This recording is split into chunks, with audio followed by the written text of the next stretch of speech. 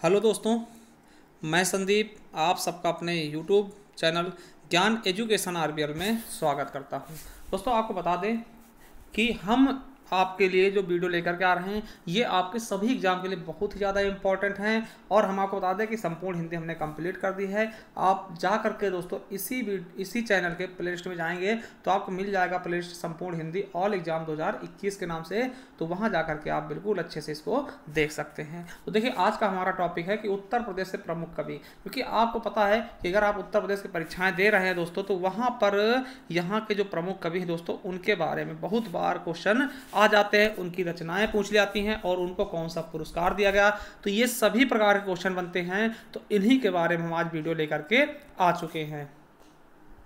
तो चलिए शुरू करते हैं। हमारे पहले कवि हैं गिरिराज किशोर। दोस्त क्या गिरिराज किशोर, आपको बता दें कि इनका संबंध किस जिले से है दोस्तों, तो मुजफ्फरनगर। देखिए, कभी कभार क्वेश्चन पूछ लेगा कि गिरिराज किशोर का जन्म कहाँ हुआ, तो मुजफ्फरनगर में। और आपको बता दें दोस्तों, ये इनका जो मृत्यु हुई थी दोस्तों 2020 में, यानी 9 फरवरी 2020 को कानपुर में इनकी मृत्यु हुई थी। देखिए, ये फेमस किस लिए है, तो आपको बता दें कि इन्हें साहित्य अकादमी पुरस्कार दिया गया था ढाई घर के लिए। और ये क्वेश्चन आपके एएसआई में पूछा भी गया है। ठीक है, एएसआई के एग्जाम में पूछा भी गया है। ठीक है, 1992 में इन्हें साहित्य अकादमी पुरस्कार दिया गया। किसके लिए, तो रचना कौन सी है, ढाई घर। इंपॉर्टेंट है, मोस्ट इंपॉर्टेंट, दिमाग में बिठा लीजिएगा। ठीक है, और व्यास सम्मान इन्हें दिया गया पहला गिरमिटिया के लिए दोस्तों 2000 में। सन 2000 में पहला गिरमिटिया के लिए दोस्तों इन्हें व्यास सम्मान भी दिया जा चुका, तो बहुत ही ज्यादा इंपॉर्टेंट है। और 2007 में पद्मश्री इन्हें दिया गया। और इनकी रचनाओं की बात करते हैं तो शहर दर शहर, पेपरवेट, यातना घर,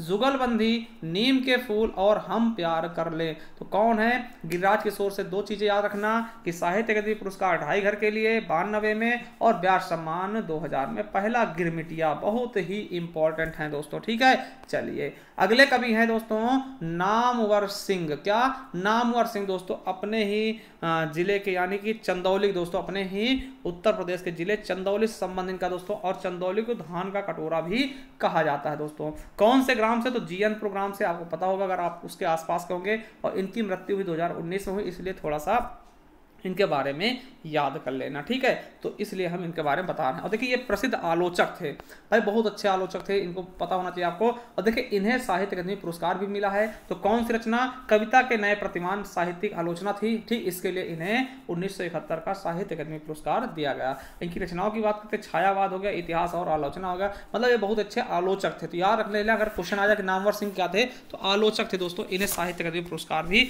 आलोचना के लिए दी गई है। तीसरे है दोस्तों लल्लू लाल। आपको पता होगा कि लल्लू लाल, ठीक, बहुत ही अच्छे, बहुत ज़्यादा प्रसिद्ध है दोस्तों। आगरा में इनका जन्म हुआ था।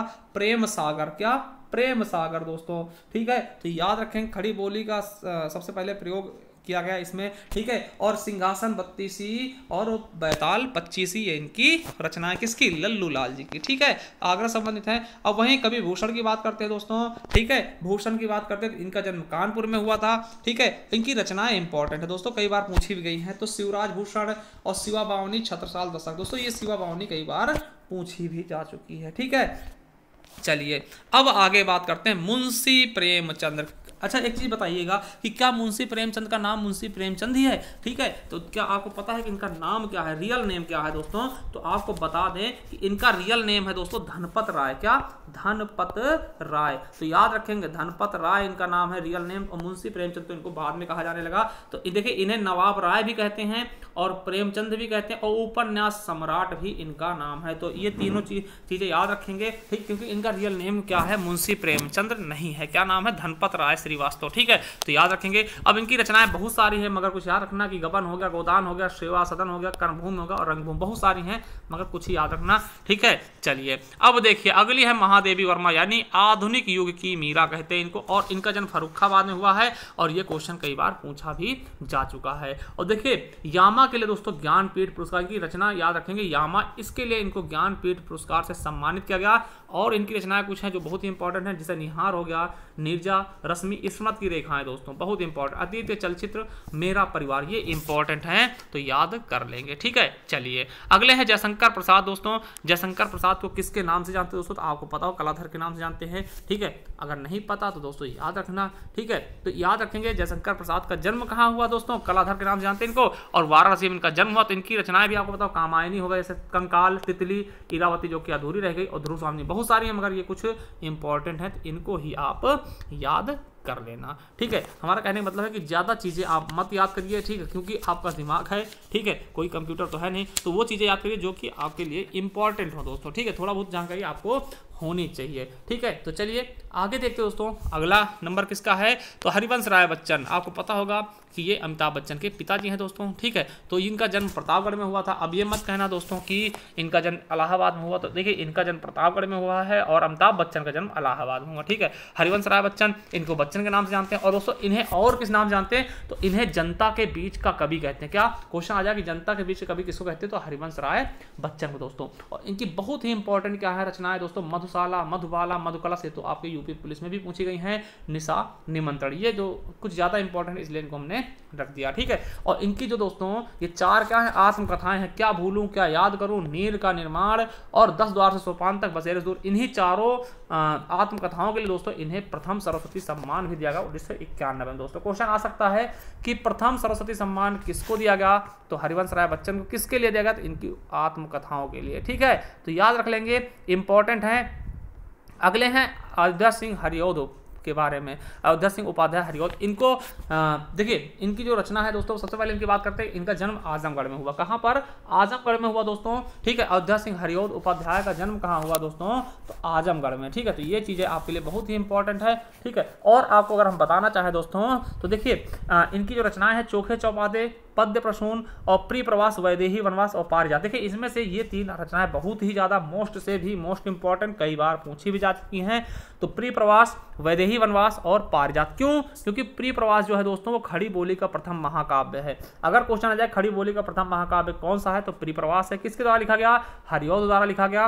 और क्वेश्चन ये भी आ सकता है कि खड़ी बोली के प्रथम महाकवि कौन है, तो कौन हो जाए? जब महाकाव्य इन्होंने लिखा तो महाकवि भी यही हो जाएंगे, अयोध्या सिंह हरिऔध उपाध्याय जी। चलिए अगला है मैथिली शरण गुप्त दोस्तों, राष्ट्र कवि। क्या? राष्ट्र कवि के नाम से गुप्त जी को जाना जाता है। तो मैथिली शरण गुप्त को क्या किस नाम से जानते हैं दोस्तों? तो राष्ट्र कवि के नाम से, ये आप मत भूलिएगा, ठीक है। सॉरी दोस्तों, थोड़ा सा तबीयत खराब है तो इस वजह से क्या है, जुकाम, ठीक है। तो चलिए शुरू करते हैं। तो इन्हें हम जानते हैं राष्ट्र कवि के नाम से। इनका जन्म कहाँ हुआ था? झांसी में, ठीक है। अब देखिए इनकी रचनाएं क्या है? साकेत, यशोधरा, जयद्रथ वध, भारत भारती और द्वापर। क्या?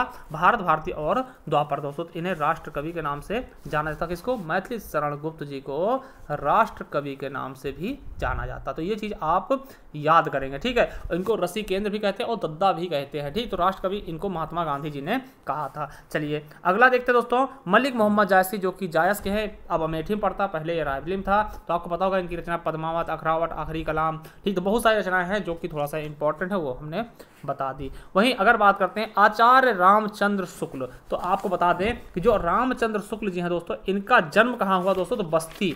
बस्ती कहाँ पड़ता है? यूपी में ही है दोस्तों, ठीक है। तो आचार्य रामचंद्र शुक्ल के बारे में अगर पूछा जाए कि कहाँ जन्म हुआ दोस्तों, तो आप बस्ती बता देना। और इनकी रचनाएं की अगर हम बात कर ले दोस्तों, आचार्य रामचंद्र शुक्ल की अगर हम रचनाओं की बात करते दोस्तों, तो आपको बता दें कि इनकी रचनाएं कौन सी हैं? हिंदी का इतिहास, त्रिवेणी और चिंतामणि, जिसमें चिंतामणि बहुत ज़्यादा इंपॉर्टेंट है। अब देखिए अगर हम बात कर ले कि रामचंद्र शुक्ल के निकनेम क्या है, किन किन उपनामों जाना जाता, तो इनको मुनि मार्ग का हिमायती कहते हैं। क्या? मुनि मार्ग का हिमायती, और हिंदी साहित्य का सेंटा क्लॉज भी कहते हैं, ठीक है। क्या क्या? हिंदी साहित्य का सेंटा क्लॉज और मुनि मार्ग का हिमायती, ठीक। अगला है हजारी प्रसाद द्विवेदी जी। क्या? हजारी प्रसाद द्विवेदी जी, इनका जन्म बलिया में हुआ है दोस्तों। और आपको बता दें बलिया क्या है दोस्तों? उत्तर प्रदेश का सबसे कौन सा? पश्चिमी जिला है दोस्तों, ठीक है। तो याद रखेंगे, सॉरी पूर्वी जिला है, पश्चिमी शामली है दोस्तों, ठीक है। चलिए अब देखें इनकी रचनाएं कौन कौन सी है। तो विचार और वितर्क, सूर साहित्य, हिंदी साहित्य की भूमिका और बाण भट्ट की आत्मकथा और मेरा बचपन। वहीं बात करते दोस्तों सच्चिदानंद, हीरानंद वात्स्यायन दोस्तों, इनको क्या बोलते हैं सबसे पहले ये बताइएगा। तो इनको दोस्तों कुट्टी चाटन कहते हैं और कठिन गद्य का प्रेत। कठिन काव्य का प्रेत दोस्तों किसको कहते हैं, ये कमेंट में हमें बताना।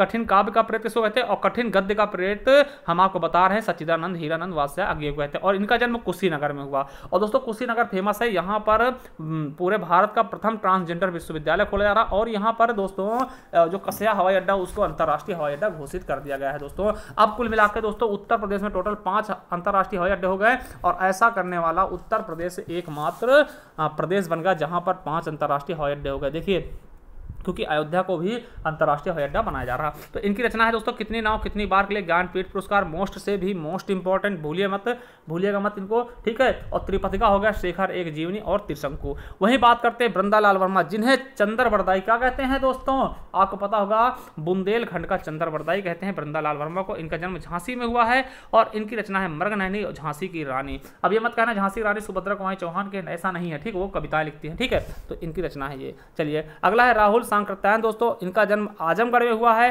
ठीक है। और देखिए ये क्या है, यात्रा वृत्तांत बहुत ज्यादा लिखते थे, ठीक। तो इनकी रचनाएं देख लेंगे, सिंह सेनापति, ओल्गा से गंगा, कार्ल मार्क्स, मेरी जीवन यात्रा, दर्शन दिग्दर्शन दोस्तों, ठीक है। और वहीं बात करते हैं जयनंद कुमार की, तो इनका जन्म अलीगढ़ में हुआ। कहाँ, अलीगढ़। इनकी रचनाएं बहुत ही इंपॉर्टेंट है, कई बार पूछी भी जाती हैं दोस्तों। तो पूर्वोदय हो गया, परख हो गया, सुनीता और फांसी हो गया दोस्तों, एक रात ध्रुतारा, वातायन और त्याग पत्र दोस्तों, ठीक है। क्या, त्याग पत्र दोस्तों, ठीक। तो ये चीजें आपके लिए बहुत ही ज्यादा इंपॉर्टेंट सिद्ध होंगी, ठीक है। चलिए आगे देखते हैं। अब धर्मवीर भारती, इनका जन्म प्रयागराज में हुआ और इनकी रचनाएं बहुत ही इंपॉर्टेंट है दोस्तों। गुनाहों का देवता, सूरज का 7वां घोड़ा, अंधा युग दोस्तों, युगा नहीं युग हो जाएगा, कर्णप्रिया और ठंडा लोहा दोस्तों, ठीक है। तो ये थे आपके मोस्ट इंपॉर्टेंट कवि दोस्तों। और आपको बता दें, अगर इसकी आपको पीडीएफ चाहिए दोस्तों तो आप हमारे टेलीग्राम चैनल जुड़ सकते हैं, जिसका नाम है ज्ञान आरबीएल ऑफिसर, नाम से सर्च करेंगे, वहाँ पे मिल जाएगा दोस्तों, ठीक है। लगभग 2500 के आसपास सब्सक्राइबर भी हैं उसमें, ज्वाइन कर चुके हैं लोग, ठीक। और आप हमें अगर चाहते हैं तो फॉलो कर सकते हैं दोस्तों इंस्टा पे, और चैनल को सब्सक्राइब कर ले दोस्तों। और आपको बता दें, अगर आप संपूर्ण हिंदी पढ़ना चाहते हैं दोस्तों, ये देखिए हमने एक ई बुक भी जारी की है दोस्तों, जिस पे आपको सब कुछ मिल जाएगा। ये हिंदी साहित्य के इतिहास की, इस पे आपको पुरस्कार मिलेंगे, कवि और उनके उपनाम मिलेंगे, रचनाएं मिल जाएंगी, और भी जो चीज़ें हैं दोस्तों, बहुत चीज़ें मिलेंगी, आप विश्वास करिएगा, ठीक है। ये 50 रुपये में आपको PDF के रूप में प्रोवाइड हो जाएगी। अगर आप इच्छुक हैं तो ले सकते हैं, ठीक है। आप इस नंबर पर हमें व्हाट्सअप करके, ठीक है। चलिए अब देखिए, आप जाइए प्लेलिस्ट पर, आपको ऐसा प्लेलिस्ट मिलेगा, यहाँ पर जाकर के आप संपूर्ण हिंदी पढ़ सकते हैं, संपूर्ण Hindi new batch all exam, सभी एग्जाम हो गए। चलिए थैंक यू। अगर वीडियो पसंद आए तो लाइक करना, चैनल सब्सक्राइब कर लेना, धन्यवाद।